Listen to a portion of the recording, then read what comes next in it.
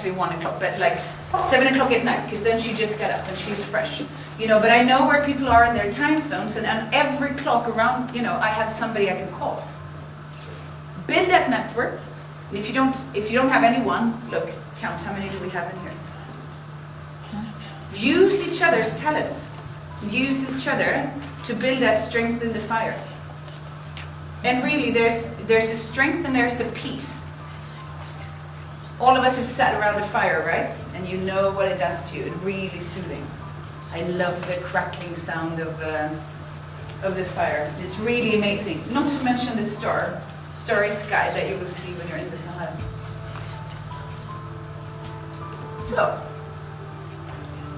you will have your profile, right? How many messages do we get bombarded with every day? When I studied communication in Texas in 96, I think they said, you know, we had 1,500 ads come at us per day. I think that's like 1.5 million now. So you have to make it easy for people to recognize who you are. Leave something from your soil and your soul as a visible, intriguing, I get interested. So this is one of my happiest photos, it's actually a selfie that I took within my first hour in the Sahara in December. Just by looking at it, I am happy. How do you think people who see it? A photo, like Darren, you know, would say, you know, you need some planning. You need some planning, you know, to take a good photo. This is one of those accidentally, I think, intuitive good things that I knew. I'm so happy now I have to take a photo of it. And because I'm an educated photographer as well, you know, my chances of taking a better photo, I got lucky. But this story is on all my channels. This is Facebook, that's LinkedIn, and this is Twitter. How many of you have the same profile photo in all your social channels? Write home for mom, Jane A+. This is another lesson, you write it down. You have to make it easy for people to find you, because you are your brand. For people to find you, because if you please don't put your dog, or your child, or your motorcycle, or your rugby team. Please don't put them in the position of the profile photo. If you don't know what goes where on Facebook, Google what goes where. This is your profile photo. This is people's first picture of you. Make it a good one, yeah? And make sure people actually recognize you. Facebook. Even if you're not on Facebook, if anything. Another really important thing that I actually haven't shown here is how many of you have made sure you have the same good username at the top. Because you need to make it easy for people to find you. Like I was telling John when he was going on Twitter, there's a service, and I will tweet that one too. If you're registering a new project name, or if you're not on social media in any way yet, and you're still moving there, you still have time to change, make sure to make it as similar as possible. I'm Victoria Ahlen in all of my channels. And the only channel that I don't own is Victoria.Ahlen on Skype. So there's a little dot in there. But all the major channels I have the same username for. It's making it easy for people to find you, to call you in for a fire chat. And then use in every social channel now, they've added your chance to tell the story a little bit more. This is your wife. This is your wife, madam. You need to go and fix that right now. I'm thinking the same. No. I was going to fix that for you today. Use this space. Do you know what happens when you change that? Everyone in your feed sees it, yeah? So how many times I change this about once a month? Like where I'm doing new things. Use this because when people go and look for you, when they're looking for somebody to do a fire chat with, they want to know. Make it a good one and write a story. And like I do here, I guide them to go to WISEHUB to read more. Send them onward. Be clever. Always know where you want to take people.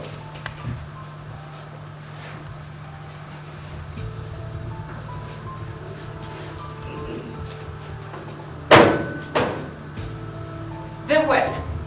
Water is life. That's That's a message that even my daughter, and she's 8, can understand. It's not that easy for most of us to make it that simple with a message that we're trying to share with the world. I mean, we're even struggling in the 20NOV project with the foundation, what to call our next step. John knows this, we've been talking about this extensively. What should we call it? Step 1 in our project, because we're doing a circle, was Water is Life.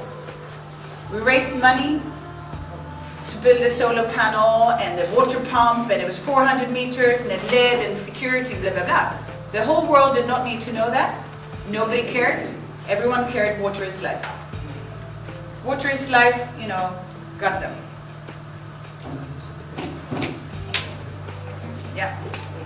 Blood is thicker than water. Blood is thicker than water. So, I mean, really use this. And again, you can use your fire chats. Do that. I share it many, many times. Theo and I do this a lot as well. Google documents. Love it. I love the brainstorming phase. Just be really clear to tell people at the top. This is a brainstorming document. You know, please add comments. Erase, go again. You know. So I'm going to put it in your head, and maybe you can help me. Our next step in 20NOV is we want to hire a teacher to the well of knowledge. We really want to hire a facilitator, a clone of me, but preferably a Berber woman who speaks Arabic and Berber. Yes, English. She's going to walk around between the nomad tents, because she's going to have to walk, because they're made 3 days, 5 hours, you know, 2 days in between the settlements. She's going to have to go, and she's going to have to be a woman, otherwise she can't teach the women. She can't be left alone with the women if she's not a woman. She's going to sit with the women, next to them, and teach them crafts. But when I told her, oh, you need to braid something, 67.2 centimeters, and the women are going to go, but we don't understand centimeters. She will trick them into learning. Let me show you. And the goal is for us to build a project here, you know, practically based, flipping the classroom for them in a very extreme situation out in the middle of the desert to learn, of course, to read, write, count, you know, just the basic skills, but also learn to make crafts that they can sell and articulate, you know, what they want and know their rights. What am I calling it? The fundraising I just opened it. I haven't pushed it anywhere. I'm doing a fundraiser. As soon as I get off the plane in Spain, the fundraising begins. So, if you have a better word for it. It's buckets of wisdom, right? If you help me, I help you. Paid forward, I love it. That's the only way we go in the world. That's the only way we go in the world. Can you imagine how much wisdom we have in here? How many of you like each other's pages on Facebook? Yes. There's an awful lot of fish out there. I know. Talking on WISEHUB, I think. I'm going to do a post on, I'll do a post somewhere. And you guys are going to have to be a little bit snappier at responding. How easy is it to push like? Yeah, that's good. That's like basic. All of you know how to do that. I actually demand of you to keep this spirit. You're going to have to comment. You're going to have to comment. You're going to have to comment. Because a like, then you didn't even read my post. You didn't even watch my video. You maybe didn't go. All of us in here, we can at least comment, right? And we can support each other by our firesides, by actually. Can you imagine the spread increase we would have if we just all in here helped each other out? So let's be clever. There are going to be questions about this. You know, has already been asked on Twitter and on Facebook. I'm now rattling you a little bit. It's okay. Because it's one bucket at a time. For us, it was €1 at a time. And then when I went to the Sahara, we had raised the money, and the solar panel engineer was standing there, and I'm doing my smile, and we're looking at the school 400 meters away, and I said, how far is it to the school? 400 meters. Oh, that's a long walk for the children. He said, would you like me to add another 400 meters of water tube and for us to do a second installation so they will have water at the school? Would you?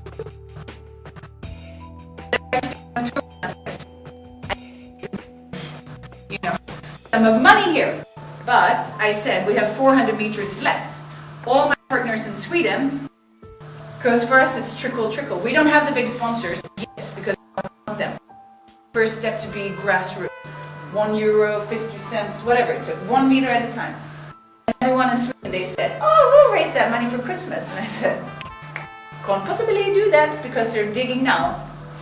Hopefully they're, preparing now. Inshallah. You never know in Morocco which day is today. But they're doing it. And I said, we have to have that money. So 1 meter, 400 meters, €3.50 per meter. I said thank you every time there's a new meter. My friends did a concert and they said, oh, you could only raise 30 meters. I was, wow, thank you, 30. I was grateful for the one little like, the one little comment, the 1 meter. You know what? 30th of October, €4,600 and complete.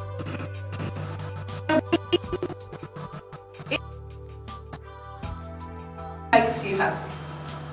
You gotta dare to do something different to stand out, yeah? And I think people were amazed that I was grateful for 150 rand. Even though we were far away from our goal. But hey, that 150 rand got us closer, yeah? I love these guys.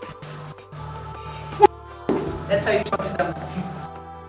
And you have to do that. Because otherwise you can't get closer to them. They're awesome. Dare to stand out. You have to firmly believe. My children and I, we did a little video. That video helped us raise money. My children held cups of water in the pool and putting water on their vegetables. And my son said, you have to help us now. Running water is not fair. My friends in the desert don't. Dare to take it back and dare to just stick your chin out. Because if you're not going to do it, who's going to do it?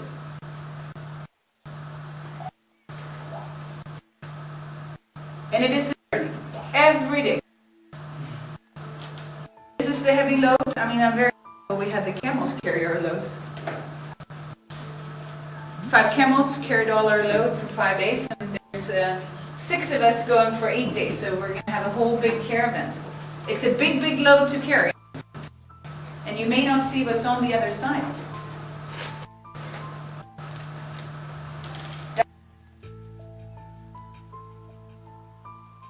You know there's something good on the other side. And it's like, you don't know where you're going next. All you know is you're on the journey. As before, find the love in the journey. I love every step of it. And then, the unexpected happens. Maybe you're just pulling out one bucket to feed the one little goat, baby. And suddenly there comes the herd of donkeys. And you didn't plan to stand there for hours. Because how can you stop giving them water? They need water, right? How can you stop answering questions when questions come? You're being disruptive, right? Somebody's going to annoy you. There's going to be an email, or there's going to be somebody that really... Find the joy in being disrupted. Feed off of the energy of what's happening because you're being disrupted, something, somewhere, somebody is trying to teach you something. It may not have been the message you thought it would be. But there you go. How have I and we come as far as we've come? I don't know even, I still speak like 16 words of Arabic. I've come this far 4 years later in Morocco because of my damn curiosity. And every time I get stopped to give people water, I can stand there for hours. And in Morocco, patience. And for those of you who know me, you know, it's maybe not always my greatest virtue. I know. And this is what it's all about, just as a reminder. Like I taught first of all, when we moved to Spain, my daughter was only 5. And I dropped her off at the school gate. And she said, and I'm not even allowed, it's like, she's over there and I'm over here. She's like, Mom, if I need to tell you I love you and you're standing here and I'm there, how am I going to do that? Okay, so she said, but I figured it out. I'm going to do this. And then you know I love you. So, I come to Akirat, I don't speak Arabic, right? And I did this. I started doing this when I came to the schoolyard with the 60 kids. You know what they did every time I came?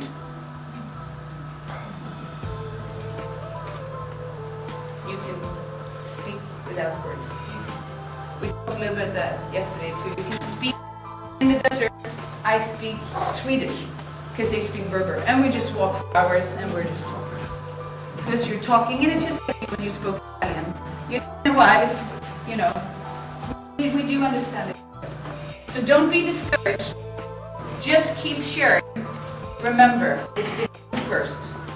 And it's just like the photo you showed with Leslie, with the Gandhi. That was you? Yeah. The Gandhi photo, that's a really good one. It's a really good one. Don't ever dare to give up, guys. And when you come close, you do the fireside with us. Because when you do it out of love, yes, I have my best advisor here. My true CEO is my son, Evan. He's so smart. Suddenly you find others following, yeah?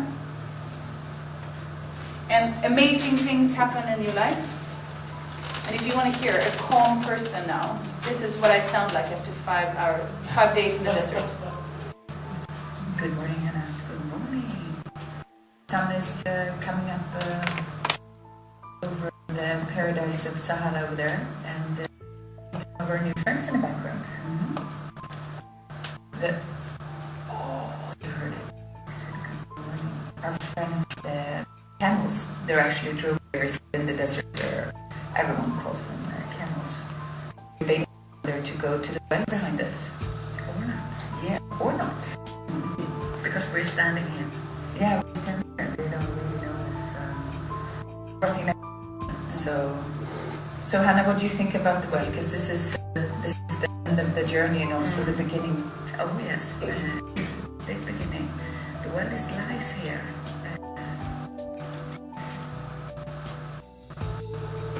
So it's important to and for camels to go to drink now, like they're doing. Somebody had to take out a lot of water. You want to meet the calm version of me, where to come. Success. Do you celebrate your successes?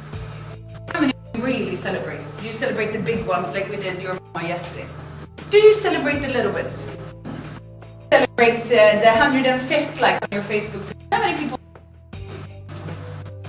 In my social media agency in Sweden, every time something good happened and we had a definition of, you know, like signed a contract, we had a bottle of Prosecco in Sweden. 7, 8, 9 o'clock in the morning, there would be a bottle of Prosecco. We shared it with 8 people.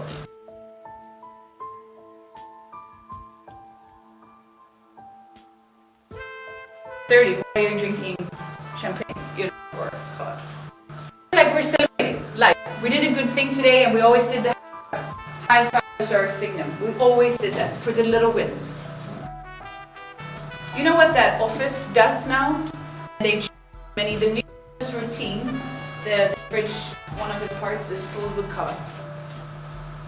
They started doing that. So many are there. They told me spirits and bubbly, whatever you decide to drink or do, but don't celebrate big. Of course, we will. We did celebrate this morning, and we're gonna celebrate big when the water solar panel on the pump. We will celebrate, but you have to celebrate a little bit. Please do that and share that. And it's celebrate an ordinary day, please do that. And in your communication, award the 108th follower. Be grateful for your, your Twitter account. You need to celebrate every 10th. The way, celebrate. And make the celebration a part of your communication process. Because who in here likes a celebration? So, celebrate. And country like, Dominique, you would know we're pretty damn good at celebrating. That's why Sweden is a little bit more. Yeah. I love America. I love living in Texas because when it's like, woo! And in Spain they have a party until 5 o'clock in the morning. I love it. And then you go again. This is my daughter. She's a talented artist. One of the things we're going to do now is fill in the box with shoes and a little crochet needle and some toys for the kids. 60 shoe boxes are currently being raised and assembled together on Costa del Sol. Then you find the joy again, and there you go again. It's a never-ending, and you just got to remember the little people, yeah? Have that on your phone somewhere easily accessible. Put that. I tell you, I have their photos everywhere. In my office, by my bed, on my phone, they keep popping up. Remind yourself of happiness, please. Yeah. Wherever your soul is, go there. How can you not want to do good for her? You all have these people in your lives. Yeah. This is the future. Just the future. This is the future. He's gonna rock. It's gonna be amazing. Thank you.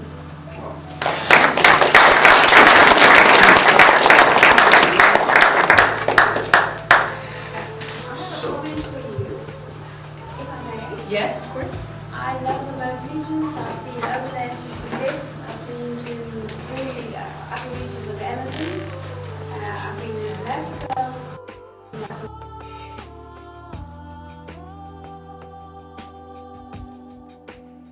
I have to honor that because they're actually much happier than they're keeping them. Now that little boy that you saw, where do you want to see him 30 years from now when you can read and write? How do you think his life is going to improve being in a land in the Sahara Desert? If he is educated, I believe fully in my heart he'll still be in the Sahara. If he's not educated, they're not going to be in the nomads. Because the numbers are they're going 2004, they were about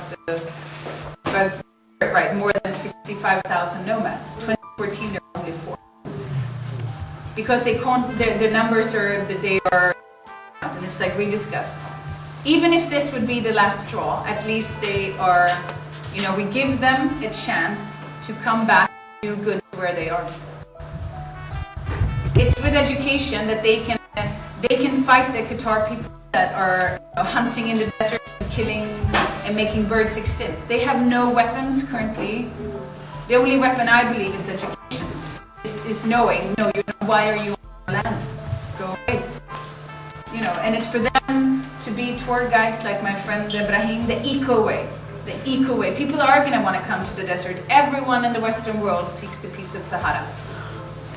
They have stories to tell, and that's part of our project. We want to preserve their stories in the desert. I call it the heart of humanity. I want to preserve their stories and talking stories or audio books and films and whatever, that their stories and living in non-stress becomes the mainstream for the world.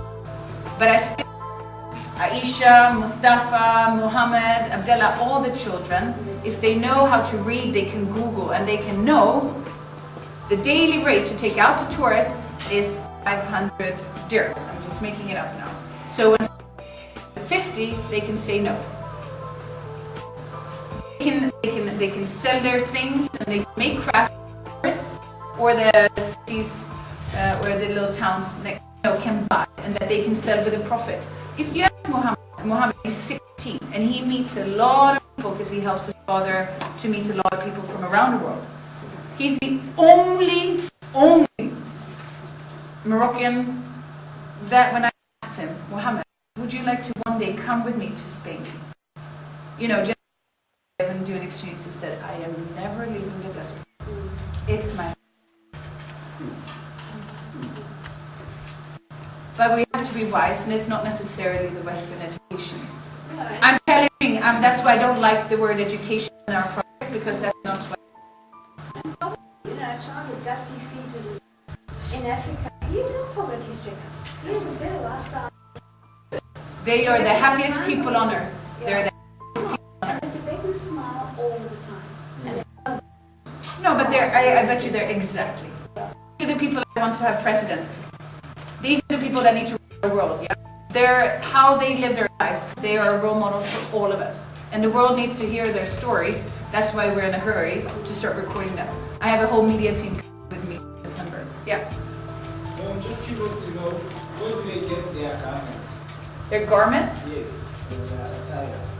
I mean, there are little villages. The man I haven't shown is Yusuf, Mohammed's father. I mean, and he drives like, if you remember my son's video, everyone thinks the Sahara is sand, but it's actually, could be when you're sitting in a 4x4, it's very shaky, yeah? So he rides on a moped from the settlement where he is right now. I think it's 3 hours one way, on a moped with a big bag, bigger than my, this is my giant's bag, you know. He's bearing a big empty bag on his back, one way, and he goes to buy supplies. Now he doesn't have to do it anymore, change his battery cell, because I gave him a solar panel. That's the greatest gift he ever had, I think. He loves it. You know, and then they go and they buy, that's where they buy things, and they trade things. So they have camels, and sell about 2 camels a year. Feed their families. That's about 100,000 Swedish krona. Let's see. No, 10,000 euros. So whatever that is in rent. They live off, a whole big family can live off of about 10,000 euros. Victoria, I have made yesterday, if you don't mind repeating it. You say find your soul and your soul and how did you want this, how did you get attracted to this project? How did you land up? Stop. I did many things in Sweden, 14 years. Very frustrated with everything I did, nothing grew. It's like planting a new crop every year, and it was dead. It just never, nothing ever. You know me, I'm a happy person. In Sweden, 14 years, everything told me. How you can be happy. I keep 14 years, I heard this every day. Imagine what that is. So in the end, I've had enough. I went to Texas, where I went to school. The students from my old university, and I had given them one inspirational lecture. I had 8 students email me saying, "Ma'am, you changed the course of who I want to be and where I'm going, and I'm now going to finish school and go out and kick some ass." That's when I knew I'm not stopping. I just had to change and go find soil somewhere else. That's when I started looking. Then we moved to Spain 4 years ago, and in Spain we promised to each other that on the plane, Vilostrada was born.